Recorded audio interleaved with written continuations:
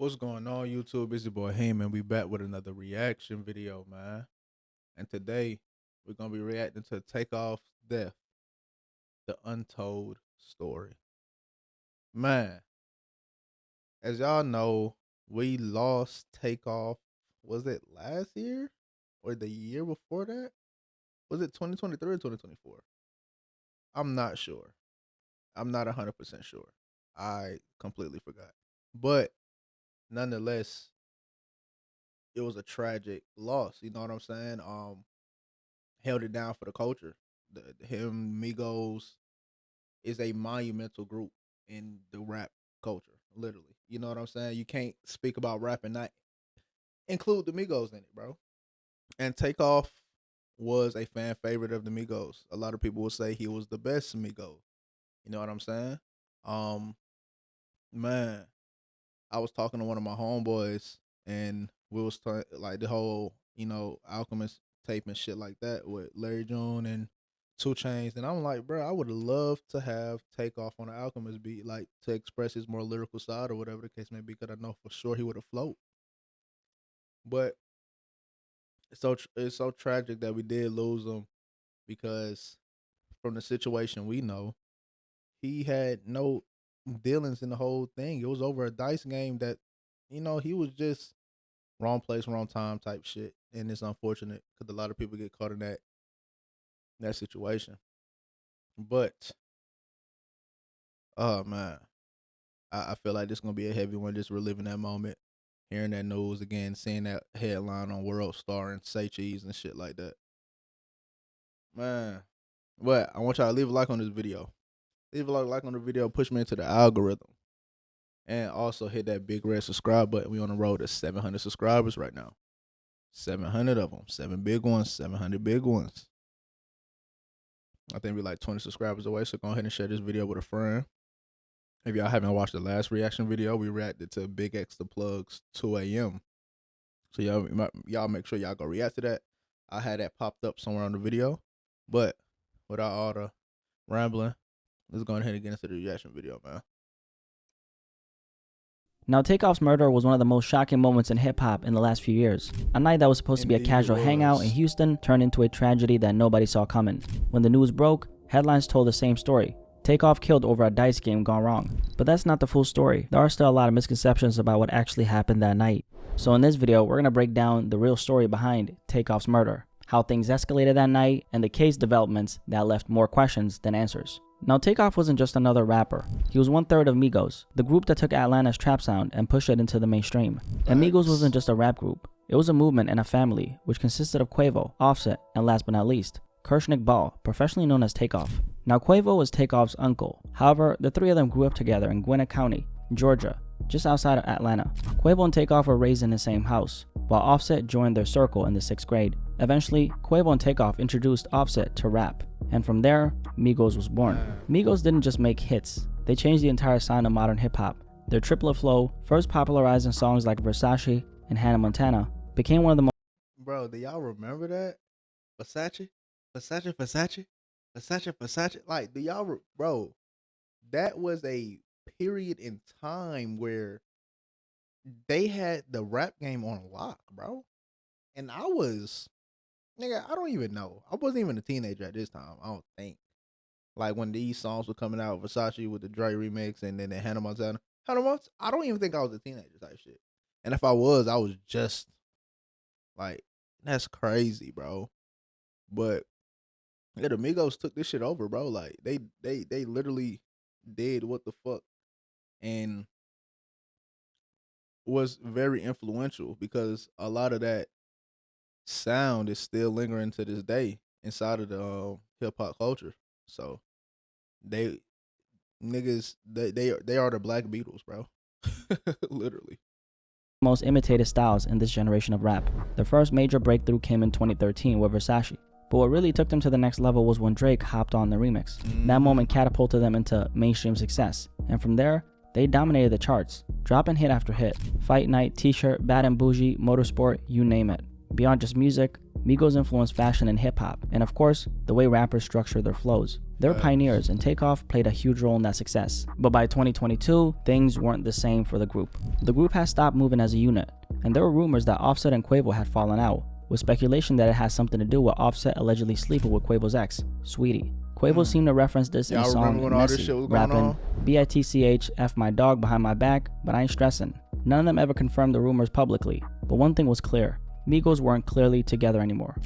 You can't just act like and just continue like. And I think people be trying to make it like it's not about it's like Alexis. It's like we can't continue our group without the main man. Then in November 2022, everything changed forever. A night that started as a private gathering had sadly 2022. Nigga, I said 2023. So it damn sure wasn't. Oh my damn, it was that long ago? Bro, time fucking flies. 2022 this happened? Fuck. Damn, bro. That's fucking sad. I didn't. Damn. RP Takeoff, man. now turned into national tragedy.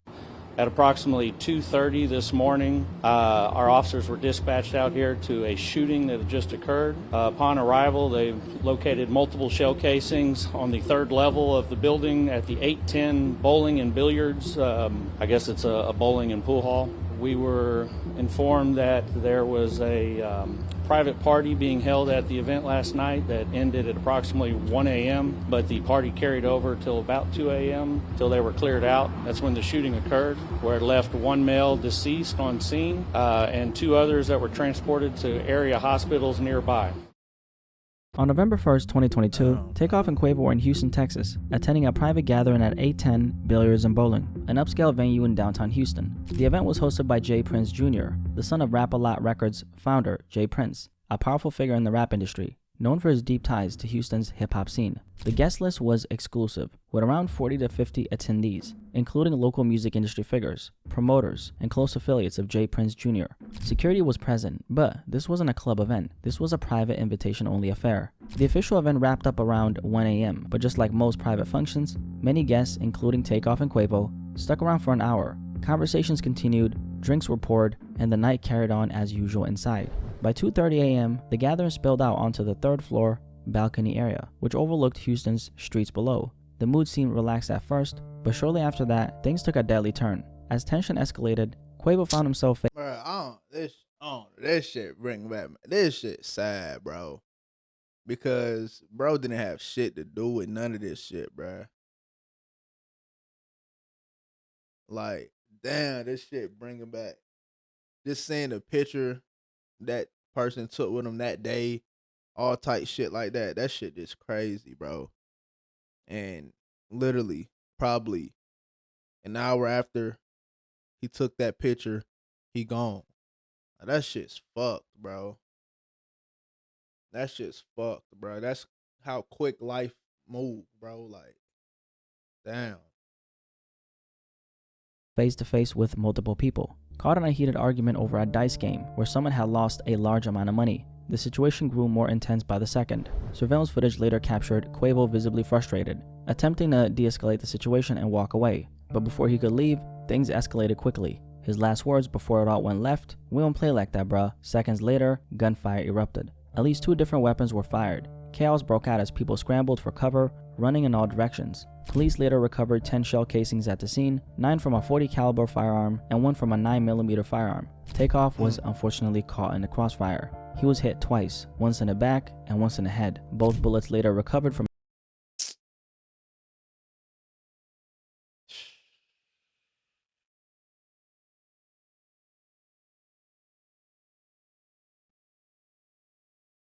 Fuck, bro. Nah, that shit fucked up, bro. Cause this thing, dice game going on, you and your partners, or your partner in it, or whatever the case may be. Damn, bro, you get caught in the crossfire.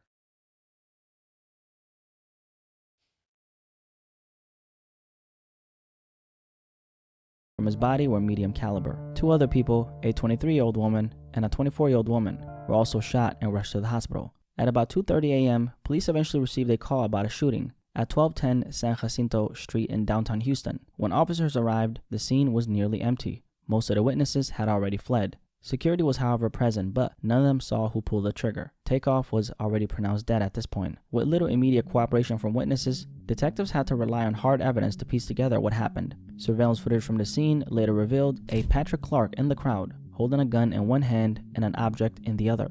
As the chaos unfolded, Clark was seen fire multiple rounds. Forensic analysis determined that the shots fired by Clark aligned with the direction where Takeoff was standing. Clark was the only person visibly caught on surveillance, discharging a firearm in that direction. After firing those shots, Clark fled on foot, briefly ducking inside the House of Blues, before disappearing from the scene. With so many people refusing to come forward, Houston police publicly pleaded for anyone at the private gathering to share information. But despite the heavy media attention, over 30 witnesses remained silent. Right now, Houston police say they've got very few leads in the fatal shooting of rapper Takeoff, part of the group Migos. This morning, police are asking witnesses to come forward with any video or testimony they might have that could help lead to an arrest. At this point, Patrick Clark was already on their radar as a potential suspect, but they had yet to fully identify him. Investigators simply needed more leads, more evidence, and most importantly, cooperation from witnesses. But despite their efforts, over 30 people who had been at the scene decided to stay silent. Nobody wanted to talk, whether out of fear, loyalty, or simply not wanting to be labeled a snitch, because that's exactly what he was just about to say. But that is crazy, like, that it was witnesses and nobody wanted to step up and I get it, I guess, you know what I'm saying? Like, but you would think it's one person at least that just like, I know something, like, and nigga, you a civilian right now, like, you feel me? Like, unless you, the shit just sad, bro. It's fucked up, bro. Cause honestly, like, nobody has really like talked about this death since it happened. As a, you know what I'm saying? You know, a lot of other rappers, they go deep dive into how they died, blah blah blah, whatever the case may be. But I haven't, you know, of course when it happened, it was headlines and videos, but like, I don't feel nobody really like, you know, I don't know, man. Snitch. Nobody was willing to come forward. We've boiled it down to over 30 people that were standing outside the bowling alley. Homicide Division Sergeant Michael Burrows said, literally every single one of those people left the scene without giving a statement to police. We found a few of them that night. We found others since then. But it's important that those people come forward, Houston police said. With no cooperation from witnesses, police were left with one undeniable fact. Kershnikari Ball, known to the world as Takeoff, had just became the latest victim of gun violence. Takeoff's death shook the entire hip-hop community. I mean, fans were grieving, Atlanta was grieving, but nobody felt it more than the people who knew him the best. Offset was definitely hurting. You could see it in his eyes every time he spoke about Take. They built an empire together, and now 1/3 of Migos was gone forever. Quavo was also hurting, and in early 2023, he dropped a song called Without You, a heartbreaking tribute to Takeoff. And man, when I first heard this song, I gotta say, like, this one hit different. You could definitely feel every ounce of pain in his voice. But if there was anyone who felt this loss on a level deeper than anyone else, it was Takeoff's mother, Tatiana Davenport. For Tatiana, this wasn't just a tragedy. It was a He got her eyes, bro. He got her eyes, bro. This shit's sad, bro. Nigga was only 28. Like, and you at the height of your career at this point. It is. Failure of security, a failure of responsibility, and a failure to protect her son. In June 2023, she filed a wrongful death lawsuit against A10 Billiards and Bowling, the very establishment where Takeoff was killed. Her argument, this tragedy could have been prevented. The lawsuit claimed that the venue knew this event would attract celebrities, athletes, and high-profile guests. Yet, there was no proper security screening, no enforcement of after-hour rules, and no measures in place to prevent violence. And when tensions started rising that night, nothing was done to de-escalate the situation. Since Takeoff wasn't part of the argument, his mother believes his death could have been prevented if the venue had taken proper precautions. And this right here did raise an unsettling question. Was Takeoff's death something that could have been avoided? Or was this really just about being in the wrong place at the wrong time? Did a lack of security create this perfect storm for disaster? Either way, Tatiana wasn't gonna let things go unanswered. But long before Takeoff's mother took legal action, investigators were still deep in the process of building their case, piece by piece. With little information from witnesses, Detectives had no choice but to rely on hard evidence to reconstruct what really happened that night. So they methodically pieced together the case together using surveillance footage, cell phone videos, ballistic evidence, and through this process, police eventually identified 2 individuals connected to the crime scene. Cameron Joshua, 22 years old, was the first suspect arrested. However, he was only charged with weapons charges, not murder. "We believe Cameron Joshua has been appropriately charged in this case," said prosecutor Matt Gilliam. While Joshua's arrest brought some progress, it still didn't answer the biggest question: who pulled the trigger? After weeks of forensic analysis and video review, authorities identified Patrick Clark as the primary suspect. Through that, we were able to deduce that Patrick Clark is the lethal shooter in the case. That's why he's charged with murder, the Houston Police Department said. Using ballistic reports, surveillance footage, and forensic evidence, police built their case against Clark. The trajectory of his gunfire aligned with Takeoff's wounds. Investigators later discovered Clark had left behind a wine bottle at the House of Blues. His fingers on it directly linked him to the crime scene. With this evidence, police secured an arrest warrant. And on December 2nd, 2022, exactly 31 days after Takeoff's death, Patrick Xavier Clark, 33 years old at the time, was taken into custody and charged with first-degree murder. Now, one of the biggest misconceptions surrounding Takeoff's tragic death was that he was somehow involved in what happened that night, but he wasn't. There was a lucrative dice game that went on at the event. Yeah, why would they? We knew this. We been knew he wasn't involved. I think that was one point that was made clear in this whole thing, that he was not involved in the actual shit that transpired. But you know what I'm saying? He was with the crew, of course, but he wasn't in that specific altercation type shit. Like, we been knew that. So whoever's saying that is fucking bozos. Definitely. There was an argument that happened afterward outside the bowling alley, which led to the shooting. I can tell you that Takeoff was not involved in playing the dice game. He was not involved in the argument that happened outside. He was not armed. Now, Takeoff was only at the spot because Quavo was there. I mean, he wasn't gambling and, he wasn't really caught up in anything. He was only there because they always moved together. Wherever Quavo was, Takeoff was right there beside him. And that's what makes this story so tragic. Takeoff was always described as quiet, introverted, and focused on the music, while Offset and Quavo embraced more of the lifestyle that came with the fame. Takeoff was different. He wasn't loud, he wasn't flashy, and he wasn't looking for any trouble. But that night, they weren't just anywhere. They were out in Houston after hours, in an environment that can get gritty. A group of men, many of them drinking, egos high, playing a dice game, standing outside a venue in the middle of the night. It was a recipe for disaster, and the worst part, Takeoff had nothing to do with this. And honestly, this is exactly why I keep my black ass inside. I mean, you could literally be minding your business, not bothering anyone, and still end up in the wrong place at the wrong time. But some situations just ain't. Man, one thing about me, and I pretty much anybody that know me know this, bro, I don't go nowhere, bro. I don't go nowhere. And it's not because of this per se or whatever the case may be, like shit like this, but it's just I don't care to go anywhere. Like I'm a homebody for real, bro. I'd rather be inside the house.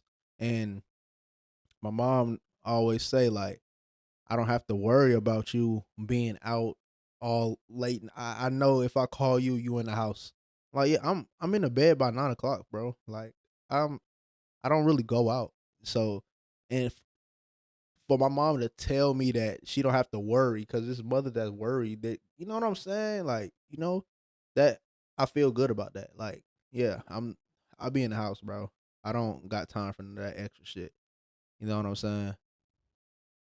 Ain't really worth being around, honestly. After his arrest, Patrick Clark's bond was initially set at $2 million, but his attorneys pushed back hard, arguing that he couldn't afford it and was not a flight risk. Prosecutors, however, saw it differently. They pointed to court documents showing that Clark applied for an expedited passport to Mexico right after Takeoff's death. He also had a large amount of cash on him at the time of his arrest, raising concerns that he may have been planning to flee. Clark's attorneys fought hard to get his bond reduced to $300,000, arguing that he simply couldn't afford anything higher. But Judge Josh Hill wasn't buying it. The judge pointed out that Clark himself had previously made statements suggesting he had access to money, and on top of that, there were bail bond companies willing to take on a risk. So instead of the $2 million originally set, the judge lowered it to $1 million, but no further. For Clark's defense team, it was a partial win, but the reality was he still couldn't afford to walk free, at least not yet. Then, unexpectedly, Clark posted bond a little over a month after he got arrested for Takeoff's murder, And this is where things got a little suspicious.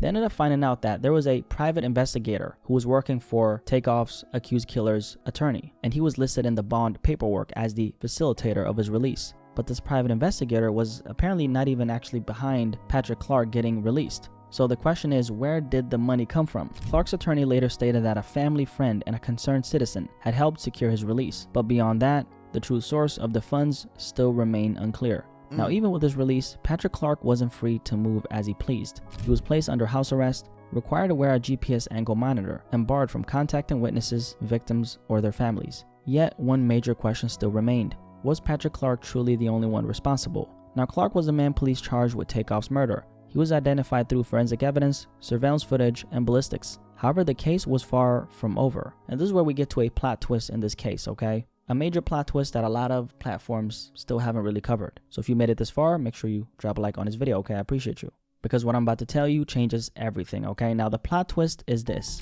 A Houston Forensic Science Center analyst who was reportedly involved in processing evidence in the Takeoff murder case was fired for mishandling DNA evidence in multiple cases. Since if y'all made it this far into the video, I want y'all to leave a like on the video. This is going to be a little longer one. So y'all get y'all little chips and drinks and shit, because it's a little longer video.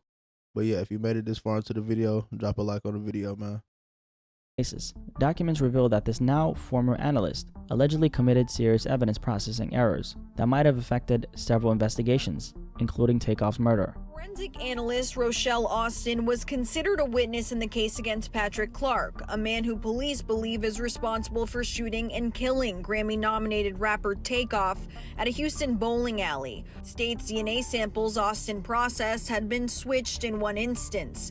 In another, court documents say she skipped a step and processed the wrong sample. These are cases unrelated to Clark, but according to criminal defense attorney Murray Newman, the Brady notice is an indicator to the defense that there is something that may contradict their client's guilt. Just when the case against Patrick Clark seemed airtight, this happened. This forensic analyst at the Houston Forensic Science Center was now at the center of this controversy, and she actually ended up getting fired for this. Now, this isn't just speculation, this is on record. The Harris County District Attorney's Office filed what's called a Brady Notice, a legal document that requires them to inform Patrick Clark's defense team about the termination of this forensic analyst and any issues that could affect a fair trial. Now, they said that the reason for her termination was lack of quality work, among other serious concerns. She apparently switched DNA samples in one case, and she also skipped a step and processed the wrong sample in another.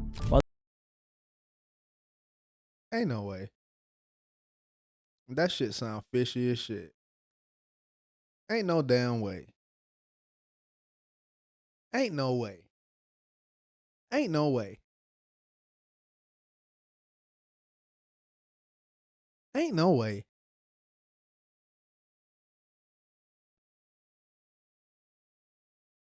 Let's the only people, if bro didn't have the money, and I'm going all the way back to the bail bond shit. If bro ain't had the money, they got somebody.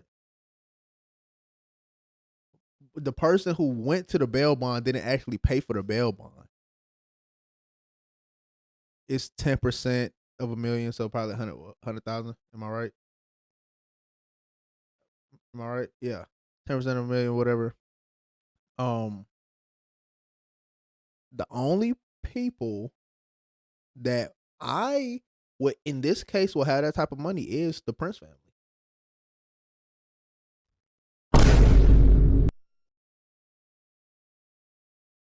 They're the only type people that allegedly, I'm not even making no claim, but I'm just trying to put the pieces together. And all this shit, you gotta have money to have some type of shit like this happen. Let's see what he said though. While these specific errors were reportedly in other cases, the fact still remains. This forensic analyst was apparently involved in the Takeoff investigation. So now the biggest question is, how much of a role did she actually play? Because if there's even a slight chance that any of her work touched the forensic evidence in this case, it could change everything. And that's exactly what Takeoff's accused killer's defense team is now questioning. This is something of concern for us, and we will be investigating it to see exactly how it affects our client's case, Patrick Clark's attorney said. Now, let's not forget, the entire reason Patrick Clark was arrested wasn't just forensic evidence. It was a combination of forensic analysis surveillance footage, and ballistics. And like we talked about, he was caught on surveillance footage holding a gun and firing shots the night Takeoff was killed. They also said he left a wine bottle behind, and that his fingerprints on that bottle linked him to the crime scene. But now, with this forensic analyst's credibility completely in question, the defense has a major opening to challenge how the forensic evidence in this case was handled. And according to a criminal defense attorney, whose name is Murray Newman, who's not involved in this particular case but spoke on the forensic mishandling issue, this is apparently a huge problem for the prosecution. Since she did mess up, they can never put her on a stand again, and the defense attorney would eat her alive, he said. So what exactly does all this mean? Well, if the forensic evidence is compromised in any way, it could weaken the entire case against Takeoff's accused killer. And even if one inconsistency is found in how the DNA was processed, this could actually be enough for Patrick Clark's defense team to challenge the charges, meaning Takeoff's alleged killer could walk free. After posting bond in early 2023, Patrick Clark was placed on house arrest with a GPS monitor strapped to his ankle and was required to surrender his passport as part of his bond conditions. For months, this was his reality, but then in November 2023, the case took another unexpected turn. A judge ruled to remove his house arrest and GPS monitoring restrictions, meaning Clark was no longer confined to his home. However, that didn't mean he was completely free. He was still required to follow strict legal conditions: a nightly curfew from 7 p.m. to 7 a.m., banned from contacting witnesses, victims, or Takeoff's family,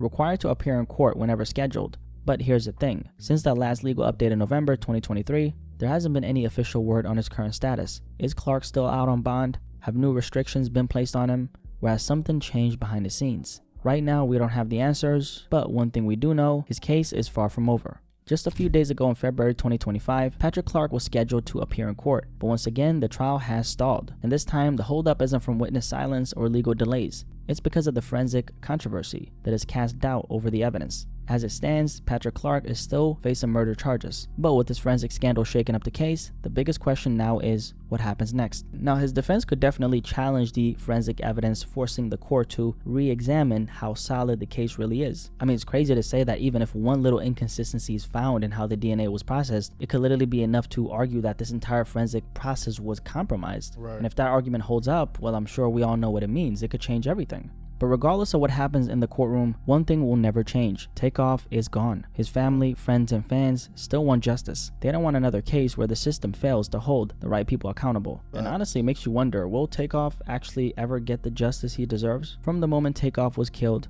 the public image was fed a simple story, a dice game gone wrong. But as we've broken down in this video, the reality runs much deeper. Takeoff wasn't gambling. He wasn't even supposed to be there. Yet here we are, years later, and his case is still tangled in delays, unanswered questions, and now a forensic scandal that could change everything. The official story might have told you that this was a tragic but straightforward case, but the truth is that Takeoff's case is filled with gaps. Gaps in the investigation, gaps in witness cooperation, and now gaps in the forensic evidence that was supposed to be rock solid. Takeoff's death was nothing short of tragic.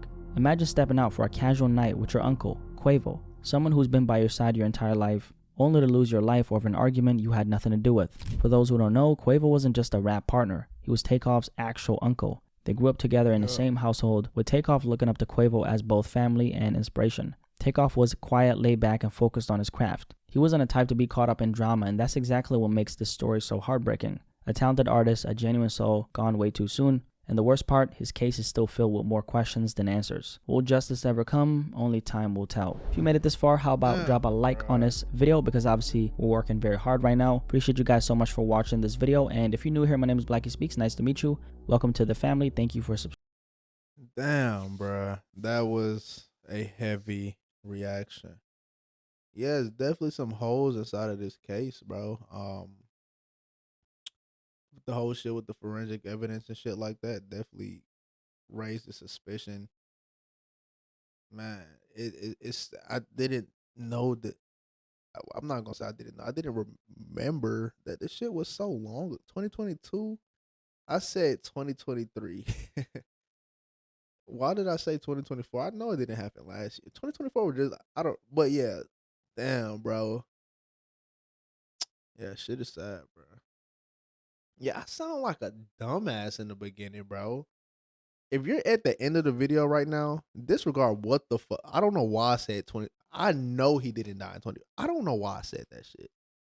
But RP Takeoff, man. If you made it this far into the video, I want you to comment RP Takeoff in the comment section below, man. It bumped some Migos this week, y'all. But that has been the reaction video. If y'all like the video, I want y'all to leave a like on it. Comment down any other videos y'all want me to react to. Without further ado, I'll see y'all in the next reaction.